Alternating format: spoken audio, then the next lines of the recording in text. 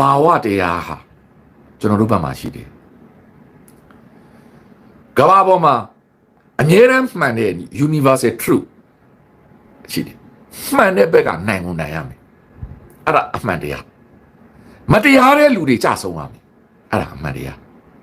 ပြည်သူတွေပေါ်မှာမတရားလုပ်တဲ့လူတွေလူသက်နေတဲ့လူတွေနိဗ္ဗာန်မရောက်ပါဘူးငရဲကြရမယ်အဲ့ဒါကျွန်တော်တို့ယုံကြည်ချက်ပဲအဲ့ဒီငရဲမကြမှာဒီလောကပါဠအမှန်တရားကြီးရှိနေတဲ့ရွေးကာလပတ်လုံးကျွန်တော်တို့ဒီနိုင်ကုန်နိုင်မှာမှန်တာပေါ့ဗျာသူတို့ကတော့မရှုံးကျင်တဲ့အတွက်နှီးမျိုးစုံနဲ့ညစ်ပတ်ပြီးတော့ကပ္ပအကြီးမားဆုံးရာဇဝတ်ကောင်တွေတရုတ်နိုင်ငံကဖမ်းနေချီပြီးတန်းနေချီပြီးလူသူ့နိုင်ငံသားတွေကိုလှုပ်ထားတာပူတင်သန်းနေချီပြီးသူ့ပြည်သူတွေကိုဒီယူကရိန်းစစ်ပွဲထဲဆွဲသိမ်းပြီးအသေးခံခိုင်းလိုက်ပြီ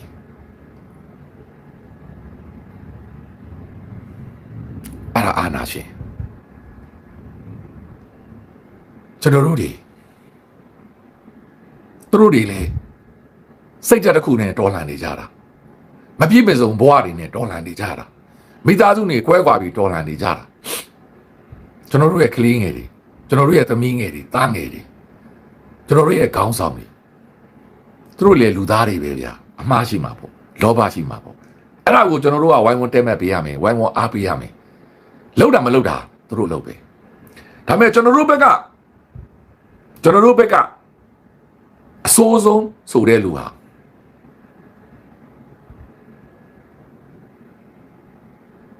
သူတို့ဘက်ကချိပြားတော့မမီဘူး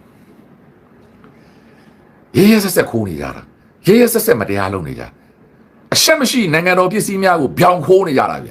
ဗျောင်ယူနေကြတာအဲ့ဒီနေပြည်တော်ကြီးကိုညှိနှိုင်းအဖြေရှာလို့မရဘူးဒီအာဏာရှင်တွေအောက်ကိုသွားဝင်လိုက်ရင်ခံရမှာကိုပဲခံရမှာအဲ့ဒီညှိနှိုင်းအဖြေရှာမယ်ဆိုတဲ့ဇာတ်ကားလုံးကိုလာမသုံးနဲ့ကိုဘက်ကဘာမှအပေါ်ကနေကင်ထားတဲ့ကတ်တွေမရှိပဲ leverage မရှိပဲစစ်အာဏာရှင်မှာဒူးထောက်လို့ပဲရမှာဆွေးနွေးညှိနှိုင်းတယ်ဆိုတာနှစ်ဖက်လုံးကလှုပ်ချင်စက်ဆန္ဒရှိမှရမှာစစ်အာဏာရှင်ဆိုတာသူတို့ယာဒူးမလွတ်ပေးဘူးသူတို့ကိုစန့်ကျင်တဲ့လူတွေကိုပဲသူတို့ကချွေးသိမ့်မှာပြီးတော့သူတို့ကအသာလေးသူတို့ထဲကိုဆွဲသိမ့်မယ်ပြီးတော့အဲ့လူတွေအားလုံးဖျောက်ပြမှာလက်စဖျောက်ပြမှာအဲ့ဒါမျိုးနဲ့လာညှိနှိုင်းလို့မရဘူးသူတို့တကယ်မှမပြောင်းလဲချင်တာသူတို့ပြောင်းလဲခြင်းရင်ဒီနေ့ဒီအဆင့်ကိုမရောက်ဘူးဒီစစ်တပ်ကမြန်မာပြည်မှာလူဘာဝဝနေတာအဲ့တော့သူတို့နဲ့ညှိနှိုင်းဖို့အကြောင်းလာမပြောနဲ့ဆွေးနွေးလို့အကြောင်းလာမပြောနဲ့သူတို့နဲ့နိုင်ငံရေးလို့အကြောင်းလာမပြောနဲ့တစ်ခါခံရတယ်နှစ်ခါခံရတယ်သုံးခါရှိပြီးခံရတာအဲ့ဒါဥဒါသူတို့ကိုယုံသေးရင်တော့ကိုပဲခံရမှာသူတို့နိုင်ငံကိုတိုက်ရတော့မှာလူမှန်းသူမှန်းသူအောင်တိုက်ရတော့အဲ့ဒါအရှိတရားပဲမတတ်နိုင်ဘူးအဲ့ဒီချိန်မှာကျွန်တော်တို့ဘက်ကဘယ်လိုကာကွယ်မလဲဒါကိုစဉ်းစားရမှာဒါကြောင့်မနေ့ကကိစ္စမှာ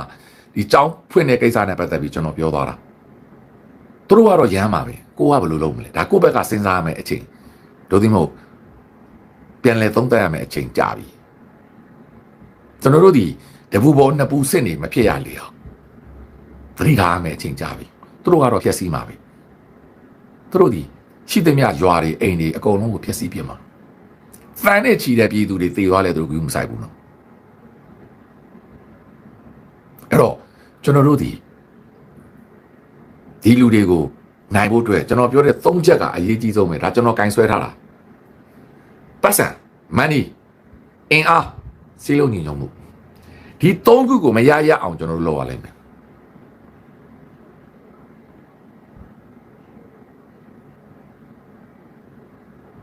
အဲ့တော့အဲ့ဒီတွေကျွန်တော်တို့ရဲ့ခေါင်းဆောင်တွေသူတို့လည်းရရလက်နက်တွေနဲ့တော်လှန်ကြရတယ်သူတို့လည်းဒေသမှာအသီးသီးပေါ်လာတယ်ကျွန်တော်တို့မှုလိုပေါက်လာတယ်ကျွန်တော်တို့အားပေးတယ်သူတို့အချိန်တစ်ခုရောက်လာပြီသူတို့တွေဝိုင်းသူတို့တွေလည်းတတ်နိုင်ဆိုပူပေါင်းပြီးတိုက်နေပါတယ်ဟိုဂျားတွေကနေတစ်ဖွဲ့နှစ်ဖွဲ့တွေရှိမှာပေါ့ဗျာအဲ့ဒါကိုလာပြီးတော့ကျွန်တော်တို့ဘက်ကိုရန်တိုက်တာတွေရှိတာပေါ့ဗျာနော်အဲ့တော့ကျွန်တော်တို့ကတော့ကိုလုံးစရာရှိတာဆက်လုံးပါပဲ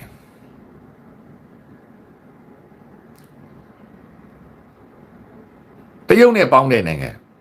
ရုရှားနဲ့ပေါင်းတဲ့နိုင်ငံမြောက်ဘက်ယိုရီးယားနဲ့ပေါင်းတဲ့နိုင်ငံတွေမှာတော့ဒီထက်ရက်စက်တယ်အဲ့ဒါအရှိတရား အမေရိကန်နဲ့ပေါင်းတဲ့နိုင်ငံကတော့အမေရိကန်ကတော့သူကအကြမ်းဖက်ဆိုပြီးတစ်စိတ်ကပ်ပြီးတော့သူကဘုံကျဲတာတွေရှိတယ်ရသားတွေလည်းသိဆုံးတာတွေရှိတယ်ဒါပေမဲ့ရဲဆက်ဆက်ဖြစ်တာကတော့သူတို့နဲ့ပေါင်းတဲ့နိုင်ငံတွေပဲအဲ့တော့အာနာရှင်ကိုအာနာရှင်နီးနဲ့တိုက်တာပေါ့ဗျာအဲ့ဒီစကားကိုကျွန်တော်ကမသုံးချင်ဘူးကျွန်တော်ကမမြောက်ပေးချင်ဘူးဒီကိစ္စကျွန်တော်ကတွယ်ဝိုက်ပြီးတော့ပြောကိုယ့်အကူရွေးချယ်ကြရမှာအာဖဂန်နစ္စတန်နိုင်ငံကိုရုရှားဝင်သိမ်းတဲ့ချိန်မှာအမေရိကန်ဘယ်လိုပုံစံနဲ့ပြန်တုတ်ပြန်ခဲ့သလဲမြင်အောင်ကြည့်ပါ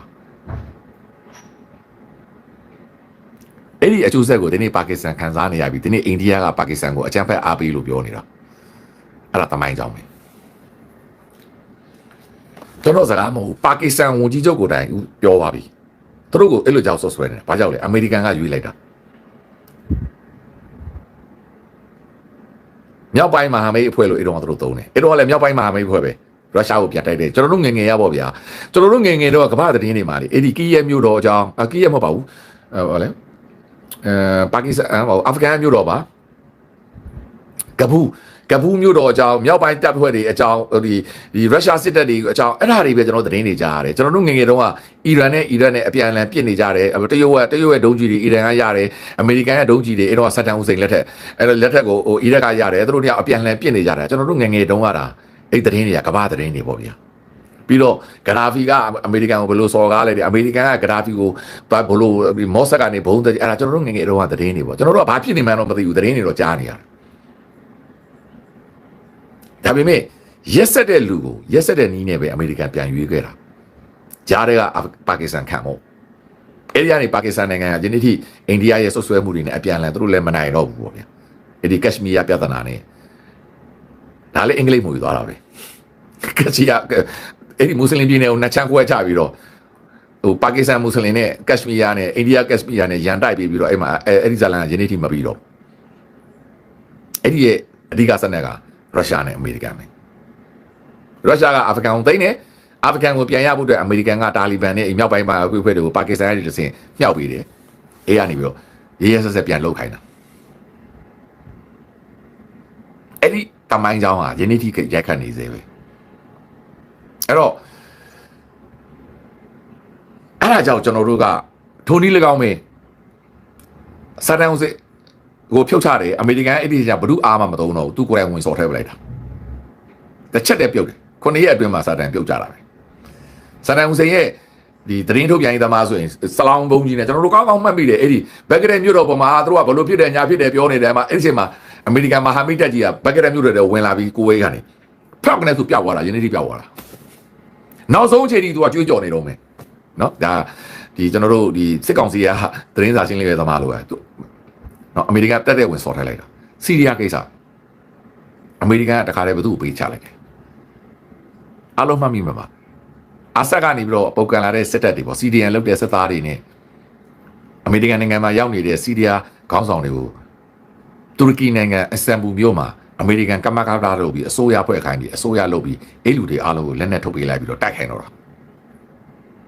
တာတိုင်နေကနတော့ဒီ IS ဘာကြီးရှုပ်ရှက်ကတ်ကုန်ပြီးတော့သူ့လူကိုလူနဲ့ရှုပ်ပြီးတော့ဘာဖြစ်လို့လဲဆိုတော့ထုံးစံတိုင်းပေါ့မြန်မာပြည်အတိုင်းပဲပေါ့မင်းအောင်လိုင်တို့ကအကြမ်းဖက်သမားတွေဖန်တီးတာပဲအဲ့တော့အာဆက်က IS ကိုအကြမ်းဖက်အနေရာတွေပေးအေး IS ကပြန်ဝင်လာအေးကနေရှုပ်ရှက်ကတ်ပြီးတော့ခါတဲ့စီးရီးယားမှာတခါတဲ့ကြီးညာမှုတွေဇက်လန်တွေရှုပ်ကုန်ပြီးတော့နောက်ဆုံးကြမှာအခုမှရသွားတာအာနာရှင်ကိုကြီးပြပြီးတော့နိုင်အောင်တိုက်လို့မရဘူးအဲ့ဒါကမ္ဘာသမိုင်းရဲ့အဖြစ်ပြတယ်အာနာရှင်ကိုသူတော်ကောင်းလုပ်ပြီးတော့သွားတိုက်လို့မရဘူးအာနာရှင်ကိုပြော့ညံ့ပြီးတော့သွားတိုက်လို့မရဘူးအာနာရှင်ကိုတရားဥပဒေတွေဒီမိုကရေစီစံနှုန်းတွေသွားတိုက်လို့မနိုင်ဘူးအဲ့ဒါ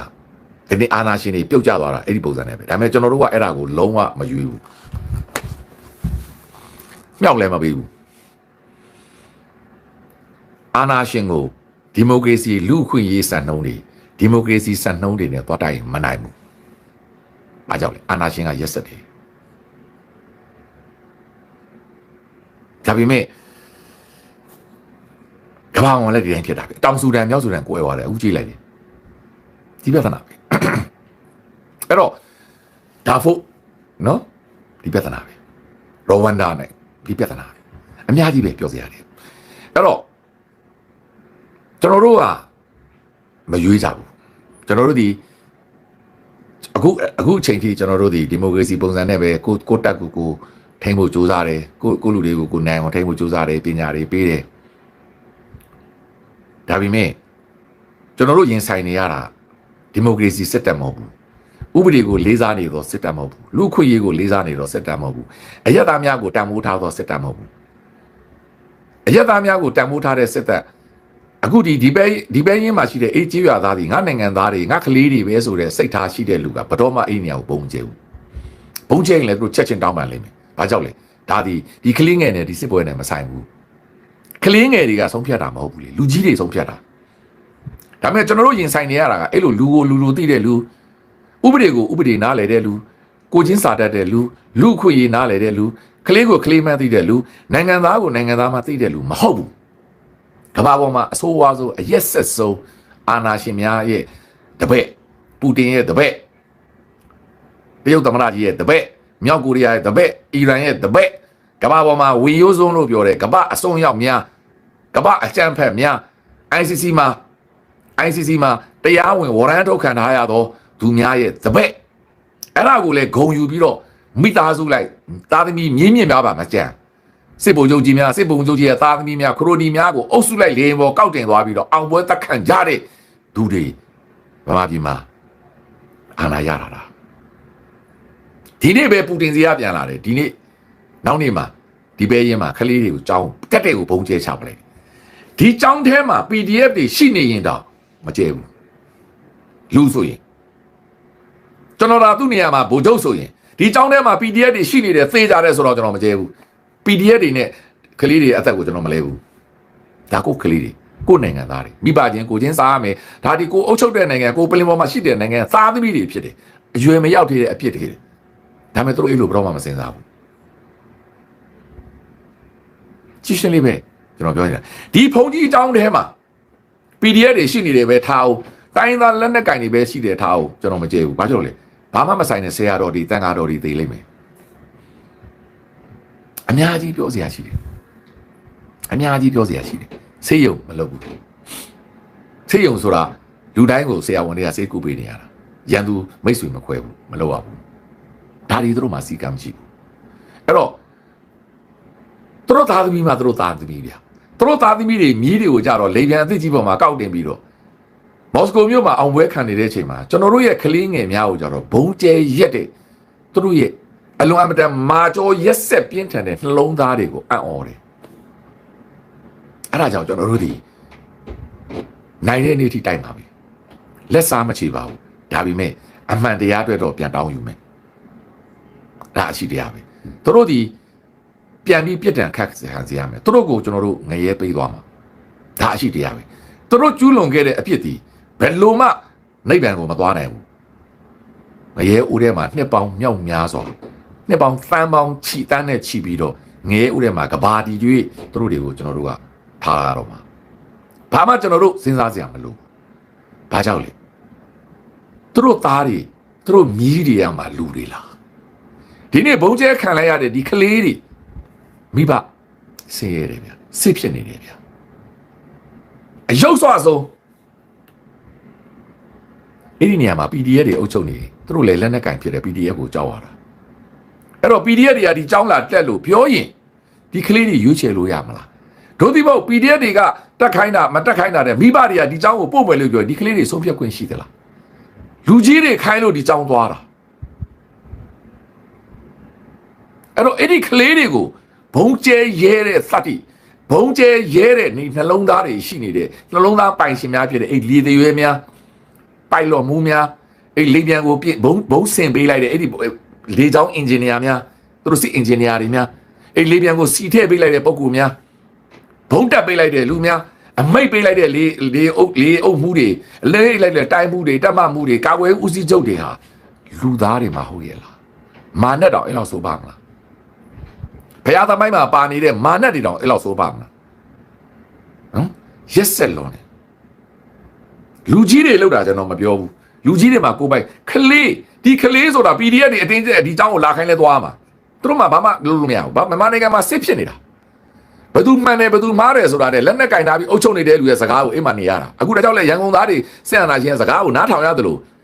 အဲ့ဒီမှာရှိတဲ့ PDF တွေရဲ့စကားကို NUG ပဲဖြစ်ဖြစ် PDF ပဲဖြစ်ဖြစ်တိုင်းသားလက်နဲ့ကင်ကိုကန့်ပဲဝါရဲ့စကားကိုအဲ့ဒီနိုင်ငံသားကလေးတွေကနားထောင်အောင်မှာသူတို့မိဘတွေကနားထောင်သူတို့ဖွင့်တဲ့အကြောင်းကိုသွားအောင်မှာအဲ့တော့အပြည့်ရှင်းလေးအဲ့လိုမျိုးမတရားအလွန်အမတန်ရက်ဆက်တဲ့ဒီလူတွေကိုကျွန်တော်တို့ကမရက်တည်ပေးနိုင်ဘူးမထောက်ခံပေးနိုင်ဘူးဒါအရှိတရားပဲကျွန်တော်တို့ဒီမှားတဲ့ဘက်မှာမနေဘူးရက်ဆက်တဲ့ဘက်မှာမနေဘူးလူဆိုးဘက်မှာမရက်တည်ဘူးကျွန်တော်တို့ကငငယ်တဲကသွန်သင်ထားတဲ့ဘာသာတရားငငယ်တဲကသွန်သင်ထားတဲ့ကျွန်တော်ရဲ့လူပဝန်းကျင်ငငယ်တဲကသွန်သင်ထားတဲ့မိဘများဆရာဆရာမများရဲ့သွန်သင်ဆုံးမမှုငငယ်တဲကကျွန်တော်တို့ဖတ်မှုမှတ်မှုတဲ့သင်ဆရာမြင်ဆရာကြားဆရာများကဒီလိုမျိုးရက်ဆက်ဖို့အတွက်တော့ကျွန်တော်တို့ကမသင်ခဲ့ဘူးမဆုံးမခဲ့ဘူးမပြခဲ့ဘူးဘာမဟုတ်တဲ့ရင်ကောင်လေးတကောင်ဘာမဟုတ်တဲ့ကြွက်လေးတကောင်ရောင်းမတက်ရက်တဲ့ကျွန်တော်တို့တွေဘဝမှာဒီလိုမျိုးဗျာရက်ဆက်သူများကလေးတွေဗျာဒီကလေးမှာပါဖြစ်ရှိလို့လေဒီကလေးမှာဒီเจ้าကိုသွားခြင်းမသွားခြင်းရွေးချယ်ပိုင်ခွင့်မရှိဘူးမိဘတွေပို့မှာ PDF တွေခိုင်းမှာဒါရှင်းလေးပဲ PDF တွေမှန်တာမှားတာကိုကျွန်တော်ပြောနေတာမဟုတ်ဘူးဒါစစ်ပွဲရဲ့သဘောတရားမှာအဲ့တော့အဲ့ဒီနေရာကိုကိုကရှောင်ရမှာအဲ့တော့အဲ့ဒီနေရာကိုကိုကမရှောင်ပဲဒီเจ้าတွေပေါ်ကိုရက်ဆက်ဘုံကျဲရဲတဲ့သူတို့ရဲ့နှလုံးသားတကယ်ကမ္ဘာသမိုင်းမှာမြန်မာသမိုင်းမှာအင်္ဂလိပ်အဲ့လောက်မဆိုးဘူးကျွန်တော်တို့ပြောနေတဲ့ဂျပန်အဲ့လောက်မဆိုးဘူးကျွန်တော်တို့ဂျပန်အဲ့လောက်ရက်စက်တာတစ်ခါမှမကြဘူးကျွန်တော်မသိတဲ့သမိုင်းလည်းဖြစ်မယ်မသိတဲ့လူရှိနေပြောကျွန်တော်တော့မကြဘူးဂျပန်ကလေးတွေအကြောင်းကိုဘုံကျဲတာတစ်ခါမှမကြဘူးအင်္ဂလိပ်ကလေးတွေအကြောင်းတွေကိုဘုံကျဲတာတစ်ခါမှမကြဘူးအင်္ဂလိပ်ကကလေးတွေစာသင်ဖို့ကြောင်းဖွင့်ပေးခဲ့တာအင်္ဂလိပ်ကတခိုးကြိုးတွေတရားရုံးတွေဖွင့်ပေးခဲ့တာမြန်မာနိုင်ငံမှာရှိတဲ့ဘယင်အဆက်အလုံးမတန်ဆိုးဝါးပါတယ်ဆိုတော့ဘယ်မင်းဆက်မှကလေးတွေကိုအဲ့လိုဘုံကျဲတတ်ဖြတ်တာဟိုခေတ်ကဆိုအမြောက်နဲ့ထုမှာပေါ့ဗျာတော့မဟုတ်လဲဓာတ်နဲ့ဝင်ခုတ်မှာပေါ့ဗျာမကြဘူး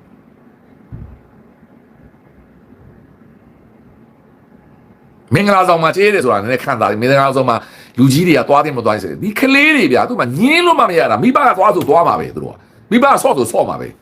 PDF ကလာဆိုရင်ဖွင့်လာတယ်မင်းတို့ကြောင်းတက်ရမယ်နော်တိတ်တွေကမတက်မနေရဆိုတော့လုံရင်သွားရမှာပဲအဲ့တော့လောက်ခိုင်းတဲ့လူနဲ့လောက်တဲ့လူကစဉ်းစားဒါကြောင်းဗျစာတင်ကြောင်းကလေးတွေရှိနေတယ်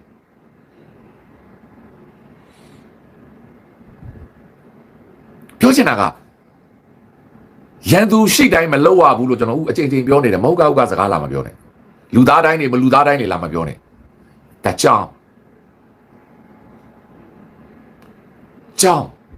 ကလေးတွေရှိတယ်မလောက်ရရန်သူရှိတာမရှိတာလာမပြောနဲ့ PDF မကလို့အဲ့ဒီမှာကမ္ဘာအဆိုးဆုံးလူရုံးမှာရှိနေပြီဆိုကြောင်းမလောက်ရဘူးဖုန်းကြီးကြောင်းမလောက်ရဘူးဖုန်းကြီးတွေရှိနေတယ်စာတင်ကြောင်းမလောက်ရဘူးဆေးရုံမလောက်ရဘူးဒါကြောင့်အခုပါလက်ဆိုင်မှာဂါဇာမှာအဲ့ဒီပြဿနာတကဘာလုံးကပြောတယ်ကျွန်တော်စကားမဟုတ်တကဘာလုံးကပြောနေတာဂါဇာမှာဒီဆေးရုံတွေဟာမတ်စ်ရှိနေတယ်ပဲထားအောင်မကြဲရဘူးဘာလို့တခြားလူနာတွေရှိနေတယ်ဒါကြောင့်အစ္စရေးကိုတကဘာလုံးဝိုင်းပြောနေတာဒါကြောင့်ကုလသမဂ္ဂကအစ္စရေးကို ICC ပို့နေတာအစ္စရေးကိုထောက်ခံတာမထောက်ခံတာနောက်ကိစ္စဒါအရှိတရားဗျစာတီတောင်းမလုပ်ရဘူးဒါကြောင့်ဟိုတရက်ကပူတင်ကဆေးရုံဘုံကျလိုက်လို့လူတွေအများကြီးသေးတာဒေါ်နယ်ထရန့်စိတ်ဆိုးတာမှန်တာပေါ့ဒါစိတ်ဆိုးရမှာခင်ဗျာတို့လူသားတိုင်းလှုပ်ထားတဲ့အကြောင်းကိုကျွန်တော်တို့ဘယ်တော့မှမလုပ်ဘူးလှုပ်လို့မရဘူးဒါလူမဟုတ်ဘူးအဲ့တော့ရှင်းလေးပြောရင်ရှိတယ်ပဲထားအောင်မကြဲရဘူးမလို့ရအောင်လာတိုက်လေနေပြန်ရနေရပြီအဲ့ဒီအကြောင်းကိုလာဝိုင်းပြကလေးတွေကိုဆွဲထုတ်လိုက်မလို့တွေ့တဲ့လူပြစ်လေအဲ့ဒါလက်ခံတယ်ဒါစာသင်ကြောင်းဗျကလေးရှိနေတယ်လူနေရက်ွက်ဗျ